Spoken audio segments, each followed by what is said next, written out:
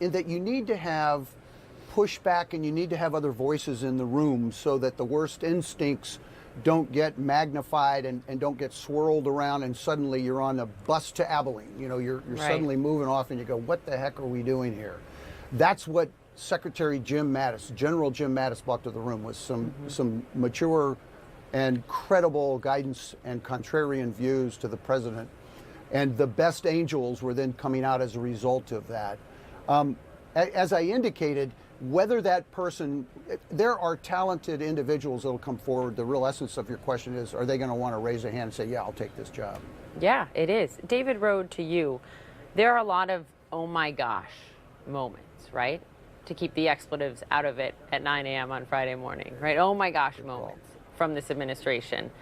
Rank this in terms of importance and national security among them. I would put this in the top 5. I would say the Helsinki press conference with President Putin was more alarming. What does it say? Ousted CBS chief Les Moonves. What's happened in both Syria and Afghanistan is that local forces are leading the fight. The U.S. is advising in both places. Most of the burden lies with the Kurds. Hundreds of Kurds have died fighting ISIS. In the 4 years since U.S. troops have been in Syria, 4 Americans have died. That's hundreds of local forces versus 4 Americans in 4 years. But this puts the Kurds more at risk. I mean, Absolutely. Mattis is in our reporting's words livid over reports that they're being targeted by Turkey and others. And this is the issue: is we have a new model where local forces lead the fight. They are fighting and dying. We are advising. In Afghanistan, the Afghan government announced that in the last 4 years, 28,000 Afghan soldiers and policemen have died. In the same 4-year period, about 40 Americans have died.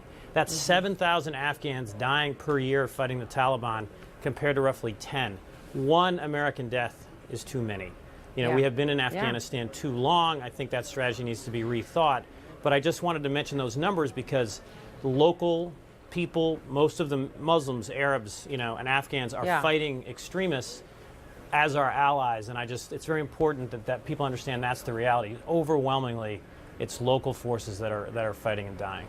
I'm glad you said that. And we have Republican Senator Lindsey Graham, who is a big supporter of the president on a number of things. He went as far, gentlemen, as to say that this is a high-risk strategy regarding Afghanistan that would, quote, pave the way toward a second 9/11. He chooses his words carefully, so you cannot think of a more ominous warning, General Marks, from him. And then listen to this. This is from America's top general, Joseph Dunford, 2 weeks ago. Leaving Afghanistan not only would create instability in South Asia, but in my judgment would give terrorist groups the space within which to plan and conduct operations against the American people, the homeland, and our allies. So, General Marks, did the president, with this move in Afghanistan that is imminent, just make America less safe? I would say the short answer is yes. We want to have our combat operations and our efforts against violent extremism needs to be an away game, not a home game. And I think that's the essence of what everybody is saying. And the facts are violent extremism has not gone away. You are correct. ISIS 2.0 is probably going to be worse. That is not necessarily inevitable if we can stay put. Realizing that in Syria, the real narrative is all about Russia and Iran. Right. And what is happening, our ally Israel, and what their engagements look like. So there's a real opportunity here for an escalation that can get out of control if the U.S. is not present to provide some type of moderating influence over all of that. It's not only access, but it is in fact a commitment on the ground. And you certainly have the Turks, our NATO ally, that might in fact be going against one of our closest partners, the Kurds, who have been doing all the heavy lifting against ISIS. So all of this gets unraveled. Obviously, Jim Mattis knows that, and I think he finally just, popped the flare and said, "Okay, guys, I got to go. I can't do this anymore." Very politely, very professionally, I've got to go. But also the way that he resigned and the word choice in that letter are so important for the world. Very classy, very professional. Thank you both very much, General Marks, David Rode. Have a nice holiday. Appreciate it. Thanks. Didn't the president say that he would be proud to own the shutdown over border security? Yes, fact and point, he did. Well, this morning, he's unleashing on Democrats hours before the deadline for a deal, blaming them for a shutdown, and those shutdown fears rattling U.S. markets about to open this morning, and we will take you live to the New York Stock Exchange. And this is a very important story that should not be overshadowed in its significance. The acting Attorney General, Matthew Whitaker, did not take the advice of the ethics office at the Department of Justice. President Trump this morning has made his position on a partial government shutdown really clear. He is ready to push this over the edge. Let me read you part of what the president has written this morning. If Democrats don't give the $5 billion that the president wants for border wall protection, he says the shutdown, the government at midnight will go forward and last a, quote, very long time. This is what a shutdown really means for you, okay, for Americans. 380,000 government workers furloughed just before the holidays. 420,000 additional workers that are deemed essential. They're going to have to go to work, but they're not going to get paid. That is a total of 800,000 American workers affected negatively by this, as I said, just before the holidays. Let's discuss with two members of Congress who wanted a solution. Republican Congressman Tom Reed of New York, co-chair of the Problem Solvers Caucus, Democratic Congressman John Garamendi of California on the Armed Services Committee. Thank you both very much. So, it's really too bad that we are here, but we are here 15 hours away from a shutdown. The two of you came on our show last week and said, there's going to be a deal. We think we can get this done. Congressman Reed, yesterday on CNN, just yesterday, you said you don't believe a shutdown will happen. Now, this morning, do you still think that's true? Well, obviously, we're running out of more and more runway, but I still do believe, as we go through this height of political rhetoric here in Washington, D.C., that cooler heads will prevail, that we will be able to find a solution to this, and then we will move on to the issue into January, February. Congressman, you talk to the White House a lot. I know that. Whose cooler head will prevail here? The president's going to sign it or he's not? Well, I think ultimately it depends on what the Senate moves. I mean, I guess the good point of this is it's in the lap of the institution that really fundamentally has to move on this issue, and that's the U.S. Senate. The Senate has been a roadblock many a times, and now it's the hot potatoes on their lap, and they've got to act. Congressman Garamendi, what do you think? Are there cooler heads that will prevail? Is the government going to be open fully at 12:01 a.m. tonight? Well, let's consider what the Senate did 2 days ago. The Senate unanimously voted out a continuing resolution that would keep the government funded until February the 8th. 100% of the senators actually voice voted it, no dissension at all. Came over to the House of Representatives, and the president said, my way or the highway, and the Republicans, Tom and his colleagues, decided that they would go ahead and add $5.7 billion for a border wall that has not even been described as to where, when, and how it would be built. And so, okay, now it's back to the Senate. What is the Senate going to do? And Tom was quite correct. The Senate, the ball is in their court. I don't know. We'll see what happens on the Senate side, but Schumer and others were quite clear. They did a deal. They came to a compromise, and now we'll see. Quickly, before we move on to some really important other topics, just to both of you, you're over-under on this. Yes or no, does the government stay open past midnight tonight? To you, Congressman Reed, yes or no? I believe we get there. Yes? I believe we get there. Yes. Congressman Garamendi? We have to get there. It's just not good to shut down the government. It's a bad thing to do. We'll find a way.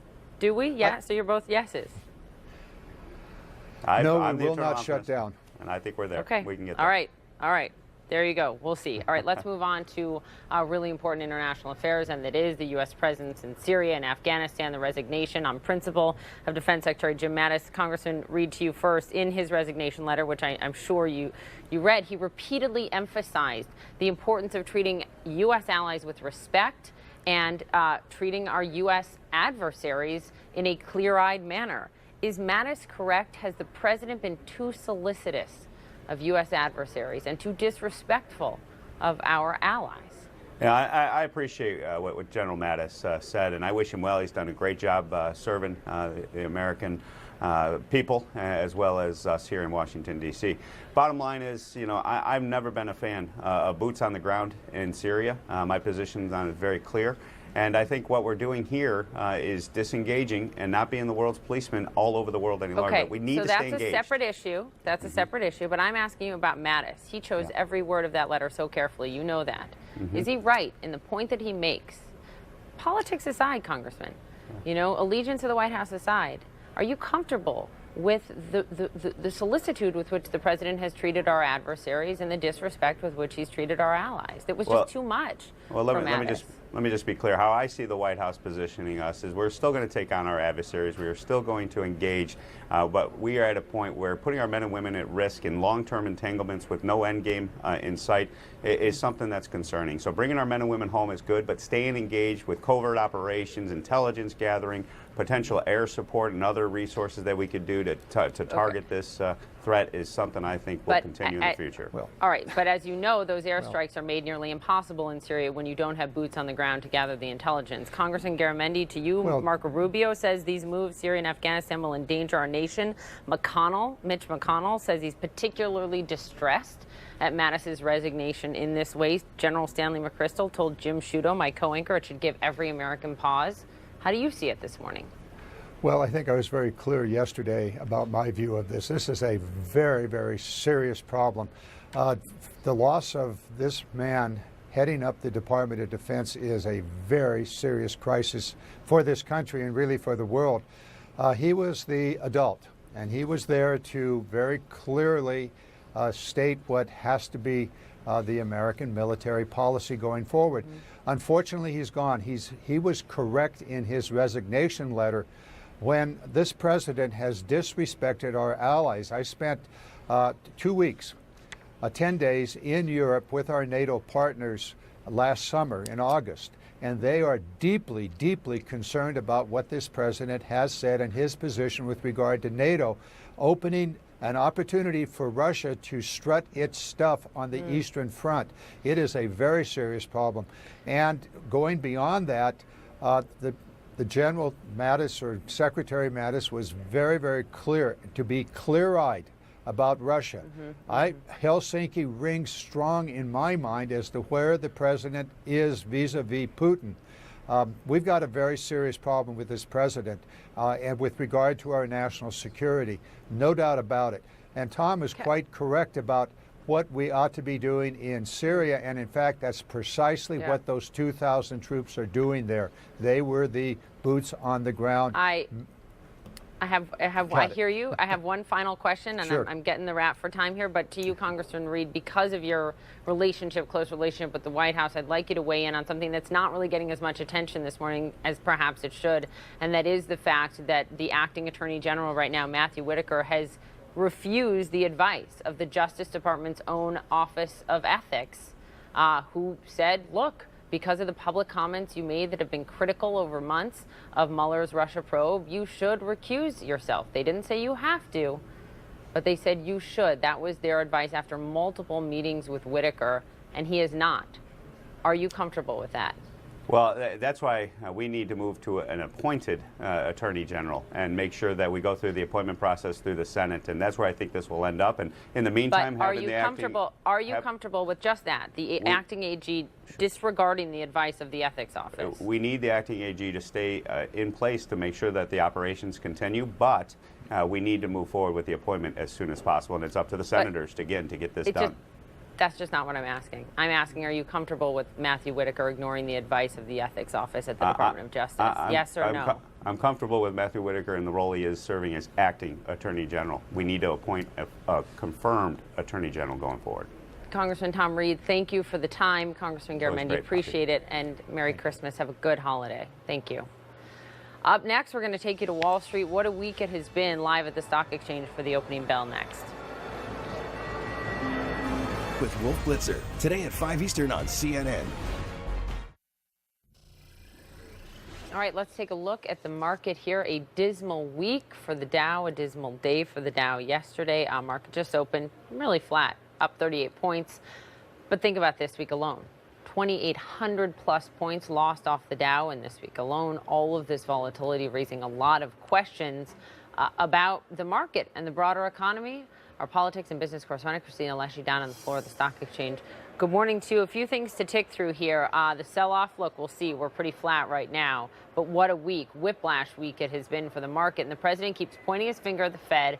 It's the Fed's fault. It's the Fed's fault. Is this the Fed's fault? Well, the selling certainly started with the Fed decision to raise interest rates, but, and this is a big but, I was on the floor here yesterday when he started tweeting, when the president started tweeting about threatening a partial shutdown over the border wall funding, and that's when you saw selling accelerate quite dramatically. And what was remarkable is this morning he was on Twitter saying that the shutdown could last a long time. That's after one of his economic advisors came on air yesterday to try and reassure the market that everything was going to be okay, and that even if there was a partial shutdown, it wouldn't have lasting economic impact. But just to give you some context here about how brutal and what a bloodbath it's been this week, we are down 5% on the Dow for the week. If you look at this over the course of the last year, we are on track for the worst year for the S&P 500, which is a broader index, and the Dow in 10 years, Poppy. Investors are just in a terrible pessimistic mood. And by the way, Christina, I mean, that's a really good point about what you heard and saw when the president was tweeting yesterday about government shutdown. Does not look like there's a deal that is likely by midnight tonight. But that's not it, right? I mean, China trade war that persists has been weighing on stocks. FedEx, Republican CEO of FedEx with a big warning to the president on this one this week, right? I mean, this is a confluence of a lot of really big, important things. Absolutely. One of the traders here actually sarcastically told me this morning, maybe it's better if the government does shut down because nothing good comes out of D.C. these days. Obviously, that was a joke. But to your point, there are serious concerns about a global economic slowdown, particularly some soft economic data out of China, which is an economic powerhouse. And particularly here domestically, what's worrying investors is the fact that the stimulus from the tax cuts seems to be wearing off. It was supposed to be long-lasting stimulus, but just a year after the tax cuts were passed, the stimulus from that seems to be wearing off at the same time that the Fed is removing easy money from the system. Poppy? Yep. All right, Christina, we'll see what happens to the market half day. It is open Monday morning on Christmas Eve. Thank you very much for the reporting. Meantime, Acting Attorney General Matthew Whitaker completely disregarding the advice from the Department of Justice's own ethics office to recuse himself from the Russia probe. Why? Ahead. All right, so will the government stay open? That's a key question this morning. It is set to partially shutter at midnight if Republicans and Democrats can't get something passed that the president will sign. We just learned moments ago that the president has invited Senate Republicans to the White House. They will be there in less than an hour's time, 10:30 a.m. Eastern time. They will meet with the president there, see if they can hash out a deal. Let's hope. All right. Also, CNN has learned Acting Attorney General Matthew Whitaker is completely disregarding the advice of the Department of Justice's own ethics office. They said that because of his past public comments, he should recuse himself from Mueller's Russia probe. Whitaker has been very critical of the probe in the past, and he is not taking the advice of the ethics office. Our colleague Karis Cannell joins me now. Wow, I mean, this is a big deal to have your own department's ethics office, which Rosenstein consulted, and they said, no, you're good. You can stay in charge of the Whitaker probe, right? But they said, no, Whitaker, you shouldn't. But he is. How big is this? That's right, Poppy. I mean, this, especially because this is all about the appearance of a conflict of interest because of the words that Whitaker has used. He was out there, months ago when he was on the trail for Trump as a surrogate saying that, if Sessions were to be replaced, maybe the next person in charge could just squeeze the budget and effectively strangle the investigation. And so while Whitaker did consult with these ethics officials and they told him that, there is no actual legal conflict of interest, but they did raise the issue of his statements and comments saying it's an appearance of a conflict of interest. And so, that is one of these issues that Whitaker was the feedback he got. And they said if he sought a formal recommendation that they would recommend that he recuse himself. But Whitaker has said he didn't want to set a precedent for someone else. The ethics officials also said that they found him to be, willing, not just willy-nilly disregarding the investigation, having a lot more saying he wouldn't make, sort of irrational decisions on this, and that they found that he was being, respectful of the law. But, this is going to be an issue for the Democrats on the Hill. They already had questions about Whitaker taking this position, and they're going to we expect them to call him onto the Hill, soon, early into the new year, Poppy. Yeah, you can bet on that, right? Kara, thanks for the reporting. Let's talk about this and everything that's going on today. Political White House reporter Eliana Johnson is with me, and from the Washington Post, David Swerdlock. Good morning to you guys. So let's remind people of just one of the critical comments that Matthew Whitaker, the acting attorney general, has made about the Mueller probe in the past. He was on this network in July of 2017, and he told my colleague Don Lemon that he could see a scenario where whomever replaced Jeff Sessions as attorney general or acting AG could, quote, reduce Mueller's budget so low that his investigation almost grinds to a halt. It's comments like that, Eliana, that made the ethics office say, yeah, you don't exactly look impartial, so we think you should step aside from this one part of your job. What is the significance of Whitaker saying thanks but no thanks to that? The significance, I think, is that he is going to get a lot more scrutiny from Congress. But look, I think Whitaker is between a rock and a hard place here. The rock being President Donald Trump, who would throw a fit if he recused himself, and the hard place being Congress, because Senate Republicans and House Democrats do not want him to touch the Mueller probe. The upshot is he's a short timer in this job, and I think it matters a lot more whether he actually does anything to curtail the Mueller probe than whether he recuses himself. And thus far, he hasn't done anything. So I think that's the thing to focus on, and I think that's ultimately what will get more attention. He's going to be out of the job in 8 weeks, probably. Fair enough. He has not done anything. That's an important point. David Swerdlock, to you. We know that he also wrote in an opinion piece and reiterated here on television that he feels, at least he felt a year ago in 2017, that Mueller looking into the president's finances or the Trump organization is, in his words, a red line. Yeah, Poppy, I think Eliana's comment is spot on. Matthew Whitaker, before he became Attorney General, I actually appeared with him once or twice on CNN's air. He was a nice guy, but he did certainly make those comments that were skeptical, at least, of the Mueller investigation. So he comes into this as not a completely neutral broker. That being said, he's almost too late. The special counsel investigation train has left the station. If he were to shut it down now, obviously that might temporarily help the subjects of that investigation, but there is so much information out there, there are so many indictments already out there, that I think it ultimately would create a bigger scandal for the president and the White House without really sealing off information from the public. It is quite something, though, to ignore the advice after multiple meetings with your own ethics office. There's that. Let me get you on some other things, you guys. And I want us all to listen way back, because so much has happened since then, to Republican Senator Bob Corker, Republican chair of the Senate Foreign Relations Committee, in October 2017. He was talking about those around the president and, quote unquote, adults in the room. And here's what he said back then.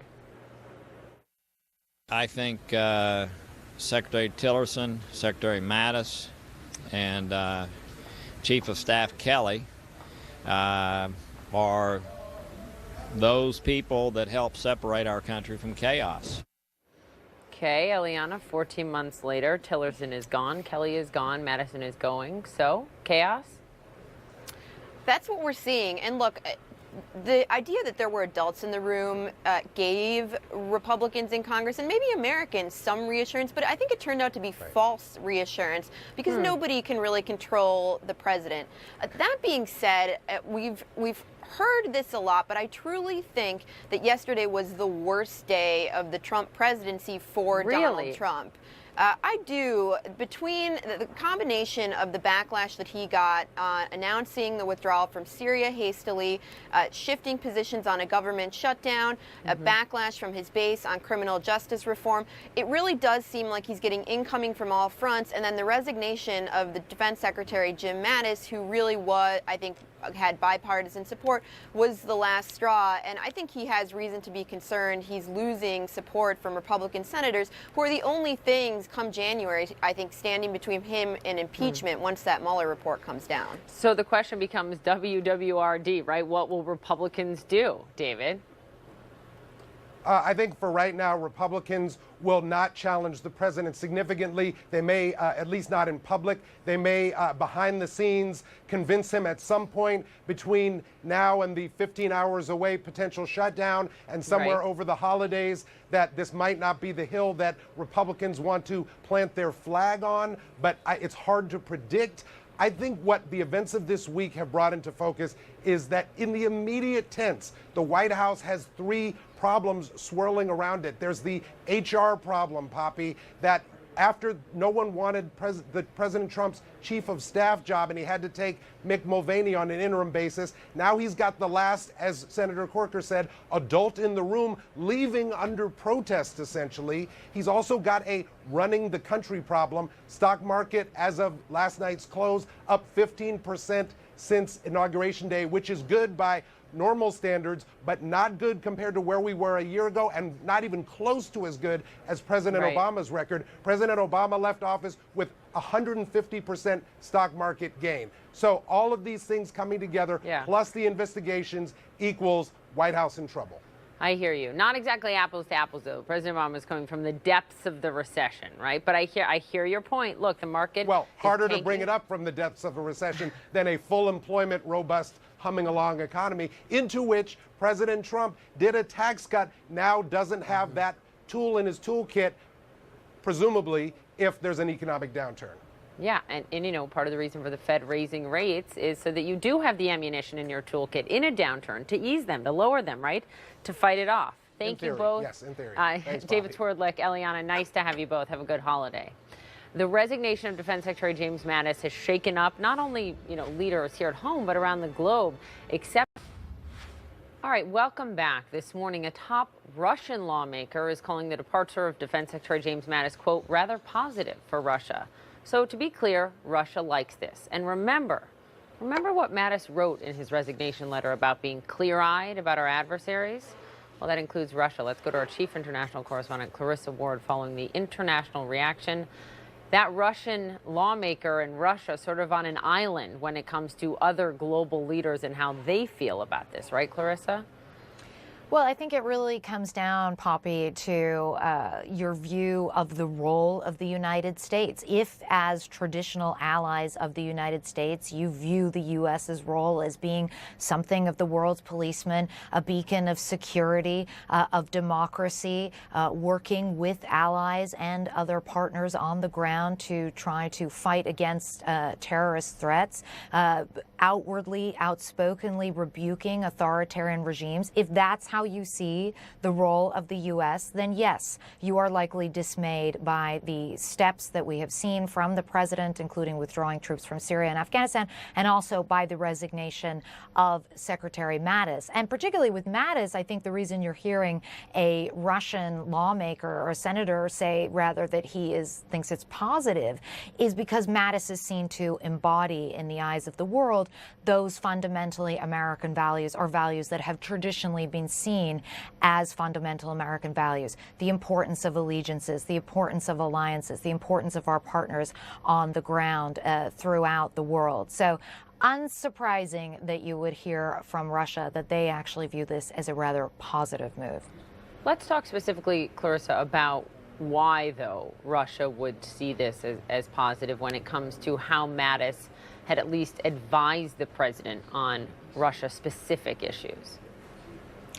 Well, I think there are several key areas. First of all, Russia has been increasingly trying to assert itself in the Middle East and to maximize its leverage in the region through the Syrian conflict. Having the U.S. presence in Syria obviously limits the leverage and the impact that they can make. So obviously they're glad to see the U.S.